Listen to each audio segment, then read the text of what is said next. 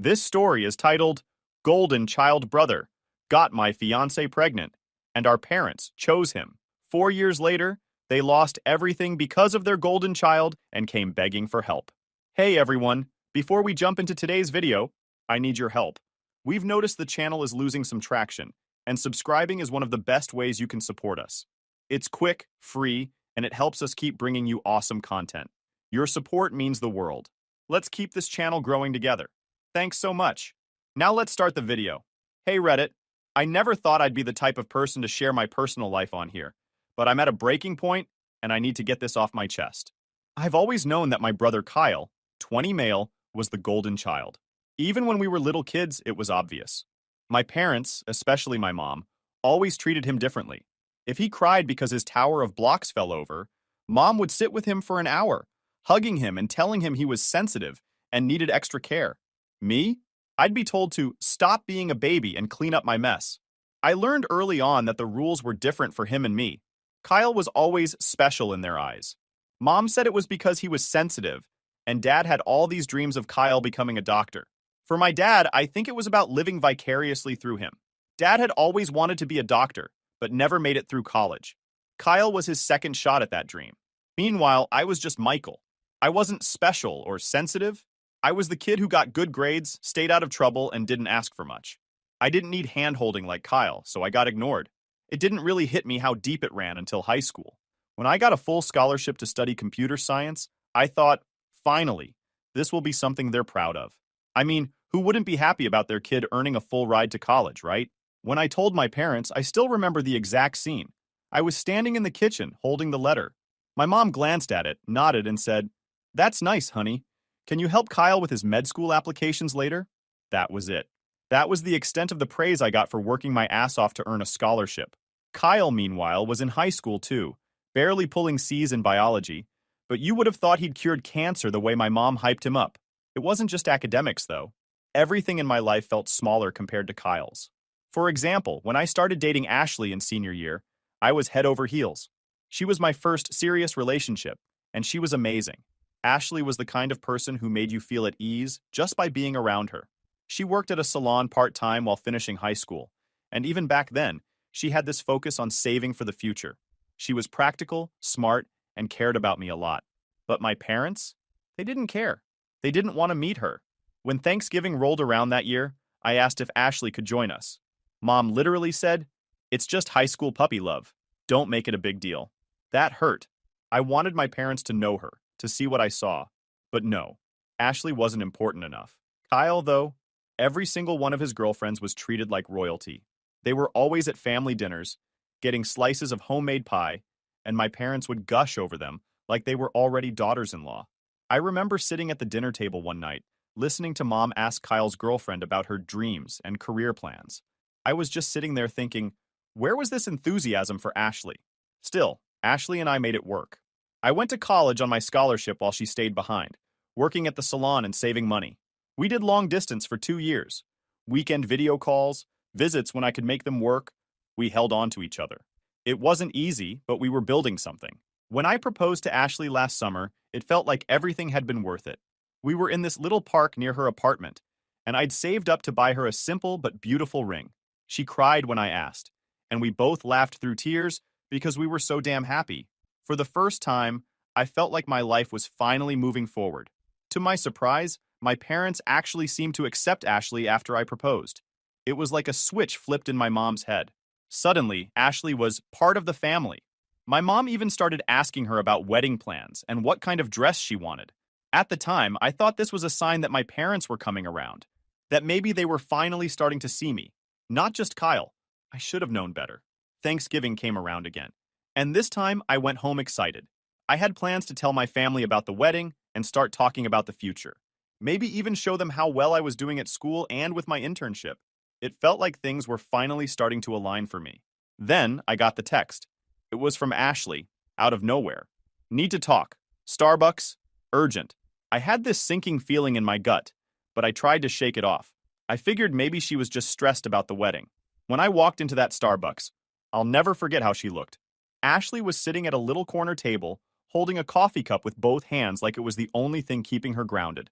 She wouldn't look up at me. I sat down, and before I could even ask what was wrong, she blurted it out. I'm pregnant. It's Kyle's.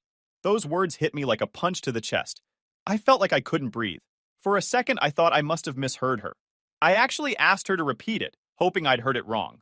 But no, she said it again. She started crying, trying to explain.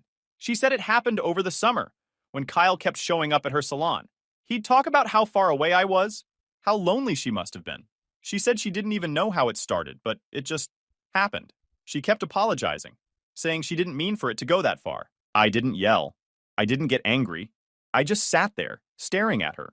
After a minute, I stood up, grabbed my keys, and walked out. I didn't say anything to her. I just left. I don't remember much of the drive back home after Ashley dropped that bomb at Starbucks. It felt like my brain had disconnected from the rest of my body. The radio was playing something, probably one of those overplayed pop songs, but it was just noise. I didn't cry. I didn't yell. I just felt hollow. By the time I got to my parents' house, it was dark outside. I parked in the driveway and sat there for a moment, staring at the porch light. It felt surreal, like I was about to walk into a dream where nothing made sense. I wasn't sure if I was even ready to face Kyle or my parents, but I needed answers. The second I walked into the house, I saw him. Kyle was sitting on the couch, head down, shoulders slouched. That was his signature move, head down like a kid who got caught stealing cookies. My mom was hovering around him, patting his back and handing him tissues. She wasn't crying, but she looked worried, like Kyle was the victim here. My dad was standing near the window, arms crossed, not saying a word. He looked like he was avoiding the whole thing. The tension in the room was suffocating. It felt like everyone had been waiting for me to show up, like I was the last piece of a very messed up puzzle. What the hell is going on? I said. My voice came out quieter than I wanted it to, but it still cut through the silence. My mom was the first to speak. Michael, let's sit down and talk about this calmly. Calmly. That word set me off immediately. I didn't want calm. I wanted the truth. I wanted to know how my fiancée, the woman I'd planned a life with, ended up pregnant with my brother's kid. Don't tell me to be calm, I snapped. I looked straight at Kyle. You're the one who should be talking. Say something. Kyle didn't look up. He just mumbled something into his chest. What? I said, louder this time. Speak up. My mom jumped in like she was his lawyer. He's taking responsibility for his actions, Michael. This is a big step for him. He's going to be a father. I couldn't believe what I was hearing. A big step? Like this was some achievement I was supposed to congratulate him for? I laughed, but it wasn't the funny kind of laugh. It was bitter. A father? He can't even pass a basic biology class, and now you think he's ready to be a parent? I said, looking at my dad. He was still staring out the window like none of this concerned him. You have nothing to say, Dad? My dad turned to me finally, sighing like I was the problem here. They're young. Mistakes happen, Michael. If you really love Ashley, you need to let her go. They're having a baby. Let her go? I repeated. I could feel anger boiling up inside me. That's your solution? Your son sleeps with my fiancé and I'm supposed to just hand her over to him like it's no big deal? Don't talk like that, my mom snapped. This is a blessing, Michael. It's a sign. A sign of what? I interrupted her. That your precious son can't take responsibility for anything? That I'm just supposed to keep rolling over and taking it? Mom's face turned stern. Kyle made a mistake, but he's doing the right thing now. He's stepping up, and we need to support him as a family. As a family. That phrase broke something in me. I realized in that moment that I wasn't part of their family. Not really. I was just the backup kid. The one who did everything right but never mattered as much as Kyle. I looked back at Kyle. He still hadn't said a word. Not even a fake apology. He couldn't even lift his head. You know what? I said, my voice shaking. Fine. You want to support him? You can. I'm done. I'm letting all of you go. My mom looked shocked. Michael, don't say things you don't mean. No, I mean it, I said. You've made your choice. It's him. It's always been him. I turned around and walked straight to my room. I could hear my mom following me, still trying to talk me down, but I didn't care. I grabbed a suitcase from my closet and started throwing everything into it. Clothes, laptop, books. My hands were shaking so hard that I dropped a few things, but I didn't stop. Michael, you're being rash, Mom said from the doorway. This is your family. I turned to look at her, and for the first time, I didn't care what she thought. No, you're his family. You stopped being mine a long time ago. She looked like she was about to cry, but I didn't feel bad. Not anymore. By the time I was done packing, my dad had shown up too. He stood next to my mom, his face set in that same disappointed expression he always gave me when I didn't fall in line. "You're overreacting," he said. "Overreacting?" I repeated. "Your son slept with my fiancé, and I'm overreacting?" I pushed past them both, dragging my suitcase out to the car. Neither of them tried to stop me. I think they thought I'd cool off and come back, but I knew better. This was it. I drove back to campus that night. It was a 3-hour drive, and I spent the whole time in silence. I didn't even play music. When I got back to my dorm, I sat on the bed and stared at the wall. Everything felt surreal, like I was watching someone else's life fall apart. The next morning, I changed my phone number. I deleted every single social media account and made new ones. I blocked my parents, Kyle and Ashley. Every photo I had with her went into the trash. I didn't even look at them. I couldn't. Over the next few weeks, my friends noticed I was acting weird. They asked me about the wedding, and all I'd say was, "It's off. I don't want to talk about it." That was enough to shut them up. The only person I kept in contact with was Aunt Mary. She sent me a message a week later. "I heard what happened. I'm with you, nephew. They'll regret this someday. Trust me." At the time, I didn't care if they regretted it. I just wanted to disappear. The days after I cut my family off felt like I was floating in some strange limbo. I wasn't sad. I wasn't angry. I wasn't much of anything. I just woke up, went through the motions of class, and stayed up late at night staring at my laptop screen until I was too tired to think. I didn't let myself process what happened, because if I did, I felt like I might break. I went full-on robot mode. Wake up, code, class, eat something if I remembered. Repeat. I stopped talking to most of my friends. People asked why I wasn't bringing Ashley around anymore or what happened to the wedding, and I just said, "It's done. I don't want to talk about it." I didn't owe anyone an explanation, and I didn't feel like telling them about the absolute dumpster fire that was my life. I threw myself into coding and schoolwork like a man possessed. It was the only thing I could control. I'd always been good at programming, but now it was all I had to focus on. I started staying in the computer lab late into the night, building random projects and tweaking my own scripts just for the hell of it. If I wasn't working on school assignments, I was learning new languages or tinkering with cybersecurity software. Anything to keep my mind busy. My professors started noticing how much time I was putting in. One of them, Professor Adams, who taught a cybersecurity elective, pulled me aside one afternoon and asked if I was interested in doing some research for a project he was working on. He didn't have funding to pay me, but he promised it would look good on my resume. I said yes without even thinking about it. I didn't care about the resume boost. I just needed something to do. Working with Professor Adams turned out to be the best thing that could have happened to me. He was a no-nonsense guy with a dry sense of humor, but he really knew his stuff. I spent every spare second in his office or the lab, learning about penetration testing, vulnerability scans, and encryption algorithms. For the first time in months, I felt like I was building something real, something that couldn't just be taken away from me. While I was burying myself in work, life back home was falling apart. I didn't know about it at first, of course, because I wasn't talking to anyone. But then Aunt Mary started reaching out. Aunt Mary is my mom's older sister, and she's always been the black sheep of the family. She never really got along with my mom, but she always liked me. I think she saw how my parents treated Kyle and couldn't stand it. Anyway, she was the only person I didn't block, and every now and then she'd send me a text or an email to check in. About 6 months after I cut everyone off, she sent me a message. "Kyle flunked out of med school. Thought you should know." I stared at my phone for a long time after I read that.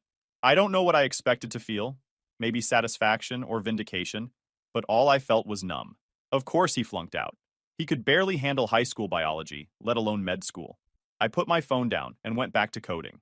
Over the next few months, Aunt Mary kept me updated. Kyle didn't tell my parents about his failing grades until he was already kicked out of school.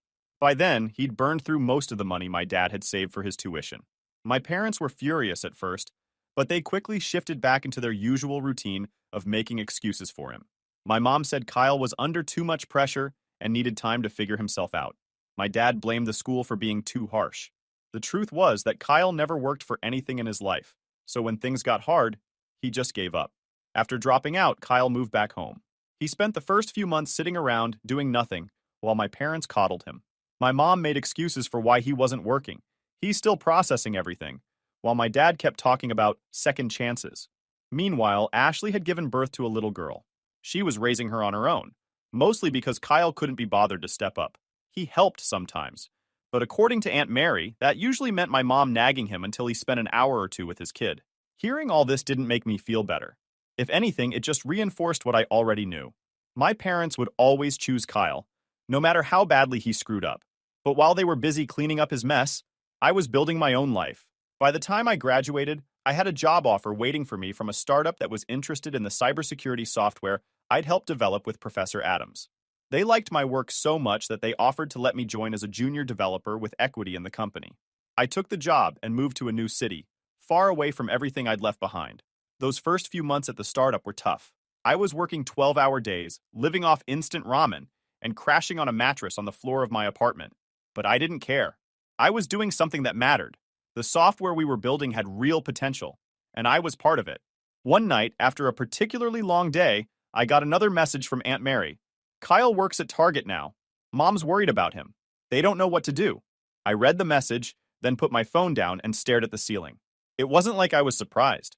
Kyle had spent his entire life being told he was special, and now he was facing the reality that he wasn't. I knew it wasn't my problem, but it still left me feeling weird. Not sad, exactly. Just tired. I didn't respond to Aunt Mary that night. I didn't know what to say. A year later, my startup took off. The software we'd built caught the attention of some investors, and suddenly we were growing faster than any of us had expected. I was promoted to lead developer, which came with a nice salary bump and enough money to move into a proper apartment. For the first time in years, I felt like I was in control of my life. I thought about my family less and less. They weren't part of my world anymore, and I was okay with that. Aunt Mary still checked in from time to time, but I didn't ask about Kyle or my parents. I didn't want to know. Then, 4 years after I walked out of that house, my phone rang. I didn't recognize the number when my phone rang, but something in my gut told me to answer. It wasn't a number I had saved, and I didn't get many random calls these days. Most people reached me through email or Slack, so when I picked up and heard my mom's voice on the other end, I froze. "Michael," she said. Her voice cracked like she'd been crying for hours. "Michael, it's me. Please don't hang up." It took me a second to find my voice. "How did you get this number?" I hadn't spoken to her or anyone in my family for almost 4 years. I'd made damn sure they couldn't reach me, but apparently she'd found a way. "I got it from Aunt Mary," she admitted. "Please listen to me. We need your help. Things have been difficult." That word, difficult, felt like a gross understatement, but I didn't say anything. I just sat there, gripping my phone so hard my knuckles turned white. I should have hung up right then, but I couldn't. I don't know why. Maybe I just wanted to hear her out. Maybe some stupid part of me was curious about what they wanted. "What's going on?" I asked flatly. My tone was colder than I intended, but I didn't care. Mom let out a shaky breath, and her words came tumbling out like she couldn't hold them back anymore. "We're in trouble, Michael.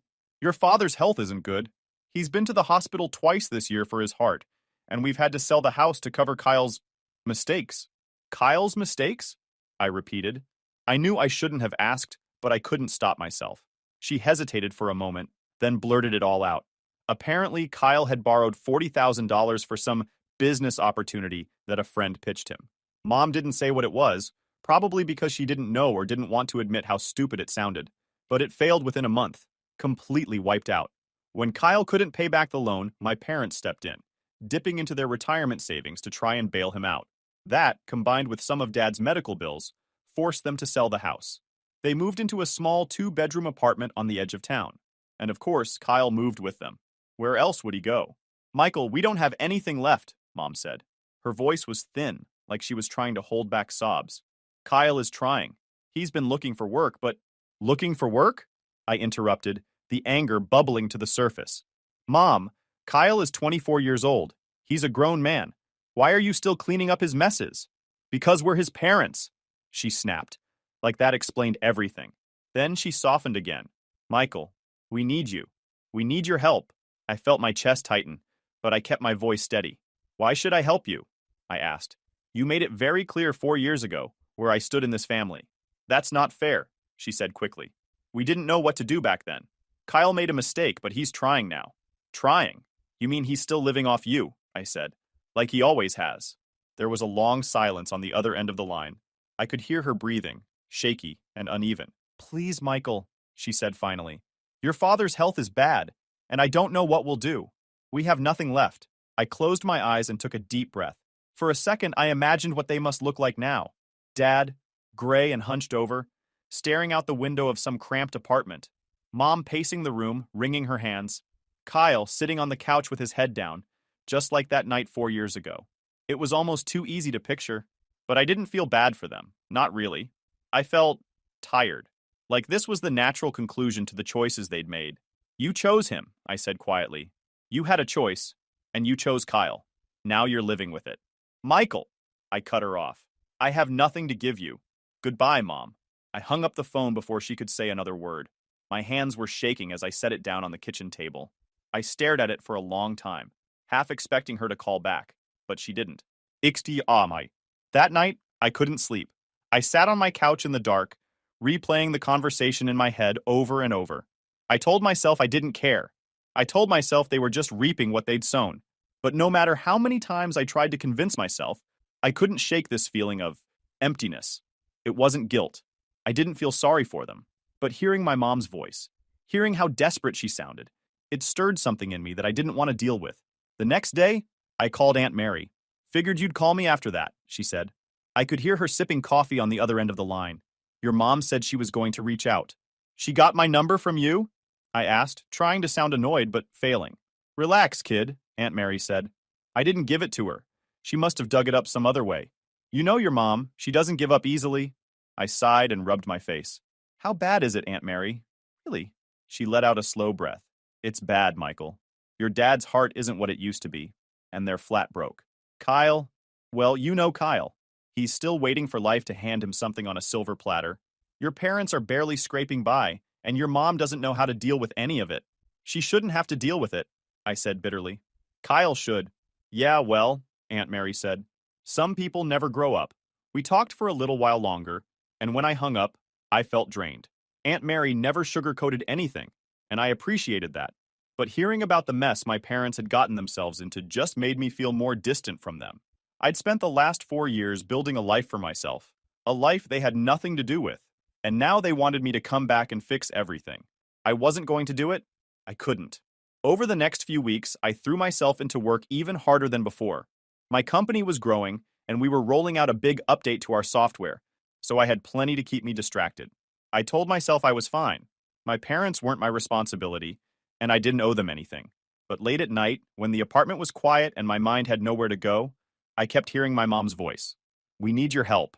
It didn't take long for Aunt Mary to fill in the gaps my mom hadn't told me. After that phone call, I'd text her every now and then. Not because I wanted to hear about them, but because curiosity has a funny way of gnawing at you when you try to ignore it. I guess I wanted to know how bad things had gotten, like peeking at a car wreck on the side of the road.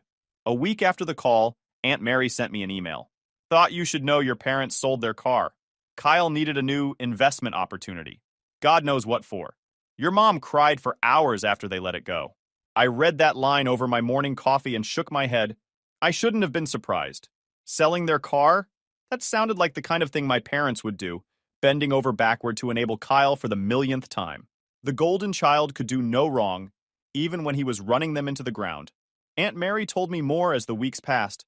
Kyle had tried to jump into another business venture. Apparently, some old friend of his convinced him that he could make thousands selling refurbished electronics online.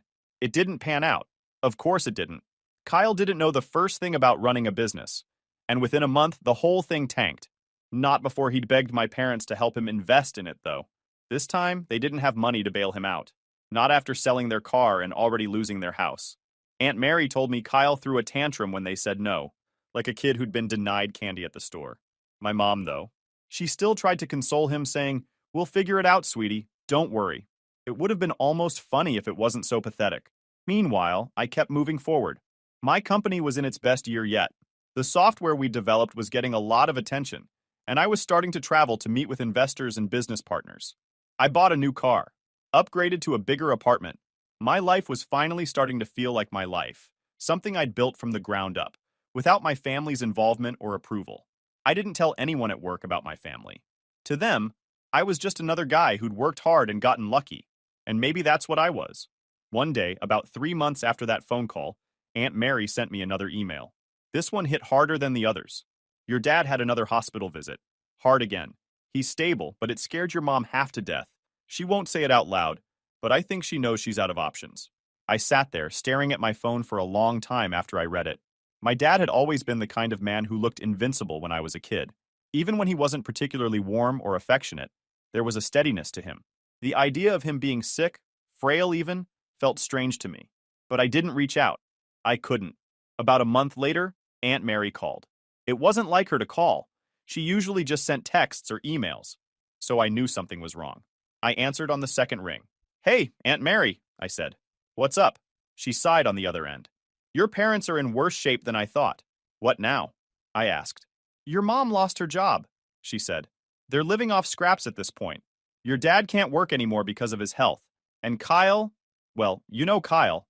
He's still home, unemployed, sitting on his ass while they scrape together rent money." I didn't respond. What was I supposed to say? "Michael," Aunt Mary said after a pause, "they're desperate. Your mom won't admit it to me, but I can tell. She keeps asking if I've talked to you, dropping little hints. I think she's hoping you'll come riding in to save the day." "They're not my problem," I said quietly. "I know," Aunt Mary replied, "but she doesn't see it that way." We sat in silence for a few seconds before she added, "I'm not telling you this to guilt you, Michael. I just thought you should know." "Thanks for letting me know," I said. "You're doing good for yourself," she added. "Don't let them pull you back into their mess." "I won't," I said. And I meant it. It was around this time that I got curious enough to look Kyle up online. I hadn't checked on him in years. Blocked accounts, no mutual friends, nothing.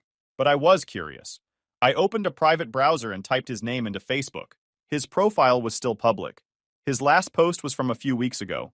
A photo of him sitting on my parents' couch, wearing sweatpants and holding a video game controller. The caption? "Taking it easy. Life's short, you know." The comments made me cringe. His old friends were still hyping him up. "You deserve a break, man. You'll get there soon, bro." I closed the tab, disgusted. How could he still have people cheering him on when he'd done nothing with his life?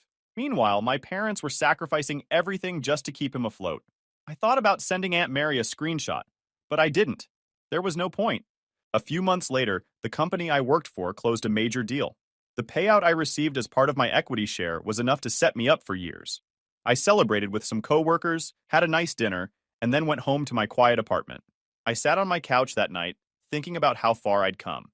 I had everything I'd worked for: freedom, stability, a career I was proud of.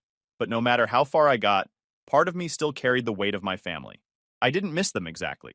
I missed the idea of a family that would have been proud of me, supported me, and chosen me when it mattered. But that wasn't the family I had. That night, I wrote Aunt Mary a message.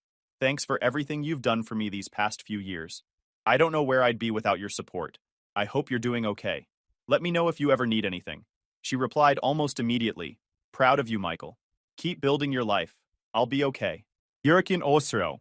At some point, you have to stop looking back. You have to let go of the idea that things could have been different. My parents made their choices. Kyle made his. And I made mine. I didn't owe them anything. It had been almost 5 years since I walked away from my family. But sometimes it still felt like yesterday. The mess, the betrayal, the night I packed my things and left. Those memories stuck with me. Not because I hadn't healed, but because those moments shaped who I became. By now, my life looked nothing like it had back then. My company had grown far beyond what I ever imagined. We weren't a scrappy startup anymore. We were a real player in cybersecurity. I was in a position where I could do whatever I wanted with my time. I traveled when I felt like it, invested in new projects, and worked on ideas I cared about. My house, a sleek, quiet space I bought a year ago, felt like a sanctuary. I didn't need much to be happy. Peace and stability were enough. But no matter how good my life got, there were still moments where my past tried to catch up with me. One of those moments came on a random Thursday evening. I was finishing up work for the day when I got a message request on Facebook. I didn't use Facebook much anymore, but I checked out of habit. The message was from Kyle. I stared at the screen for a long time, debating whether I even wanted to open it. Part of me said to ignore it, just delete it and move on. But curiosity got the better of me, and I clicked on it. His message was short. "Hey, I know you probably don't want to hear from me, but I'm trying to fix things. I messed up and I'm sorry for everything. Mom and Dad aren't doing well. Just thought you should know." I stared at the words for a long time. "I'm sorry for everything." That's what he said. After all these years, that's what he led with. An apology that was probably 5 years too late. I didn't reply. I couldn't. That night, I lay in bed thinking about my brother. Kyle was always the person I resented most, not because of what he did with Ashley, but because of everything else. The way my parents raised him, the way they handed him everything on a silver platter, the way he took and took and took without ever giving anything back. It wasn't just Kyle who let me down. It was my parents, too. They'd built him into the person he became, and now they were paying for it.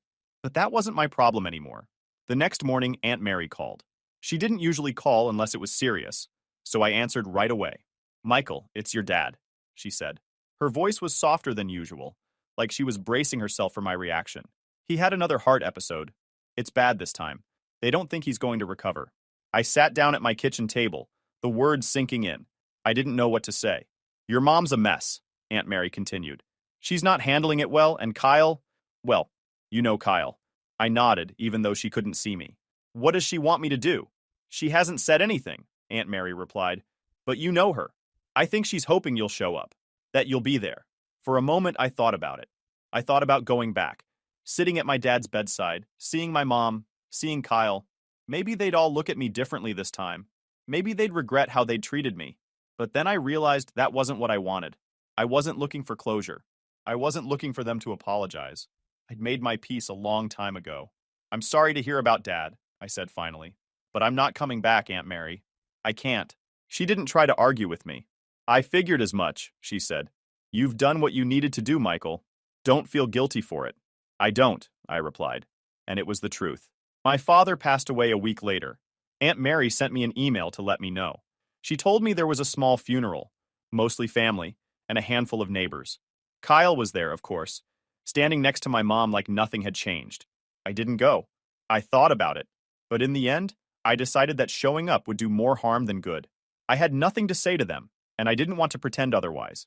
My father was gone, and whatever I could have said to him had been left unsaid years ago. Instead, I spent that day working in my office, finishing a new project I'd been chipping away at. I didn't tell anyone what had happened. To my coworkers, it was just another day. And honestly, I liked it that way. A few months later, I heard from Aunt Mary again. This time, it was about my mom. "She's not doing great, Michael," she told me over the phone. "Losing your dad hit her hard. And Kyle, well, Kyle is still Kyle. He's living with her, but he's not helping. She's struggling to keep up with the bills." I took a deep breath, letting her words sink in. "And what does she want me to do?" "She hasn't asked for anything," Aunt Mary said quickly. "I'm just telling you because I thought you should know. You don't owe her anything, Michael. You've already given enough." I appreciated that about Aunt Mary. She never tried to guilt me or push me to do something I didn't want to do. She just told me the truth and let me decide what to do with it. "I'll think about it," I said, even though I already knew what my answer was. Yorbi. In the end, I never reached out to my mom. I thought about it a few times, especially after Aunt Mary's updates. But every time I did, I remembered how things had been. I remembered how I felt sitting in that living room while my parents defended Kyle. I remembered how they looked at me like I was the problem. Some people say family is everything, but I don't believe that. Family is only everything if they treat you like you matter. If they don't, then you're allowed to walk away. You're allowed to put yourself first. That's what I did. Years later, I was still building my life, still moving forward. I had a home, a career, and friends who felt more like family than my blood ever had. I didn't hate my parents or Kyle anymore. I didn't feel angry or bitter. If anything, I felt free. Sometimes freedom doesn't come from winning. It comes from walking away.